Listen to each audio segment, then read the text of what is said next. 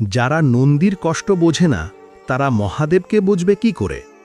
একদিন ভোরবেলা কৈলাসে বসে গভীর ধ্যানে মগ্ন ছিলেন মহাদেব। ঠিক তখনই হঠাৎ রক্তাক্ত ক্ষতবিক্ষত শরীর নিয়ে মহাদেবের পায়ে এসে লুটিয়ে পড়ল নন্দী মহারাজ। কাঁপা কণ্ঠে নন্দী মহারাজ বলল, প্রভু, মানুষ আমাকে মারছে, অত্যাচার করছে, ঠিকমতো খেতে দেয় না। আপনি যাকে বাহন বলে সম্মান দিয়েছেন তাকেই মানুষ আজ অবহেলা করছে। নন্দী মহারাজের চোখের জল পড়তেই মহাদেবের ধ্যান ভেঙে গেল। তার ত্রিনয়ন কেঁপে উঠল, রাগে নয়, গভীর বেদনায়। মহাদেব বললেন, যে আমার বাহনকে আঘাত করে সে কখনোই আমার ভক্ত হতে পারে না।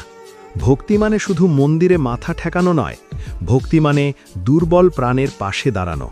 প্রাণীর ওপর দয়া নেই এমন ভক্তের ভক্তি শিব গ্রহণ করেন না। আপনি যদি সত্যিই মহাদেবকে ভালোবাসেন তাহলে লাইক, সাবস্ক্রাইব করে কমেন্টে লিখুন, হর হর মহাদেব।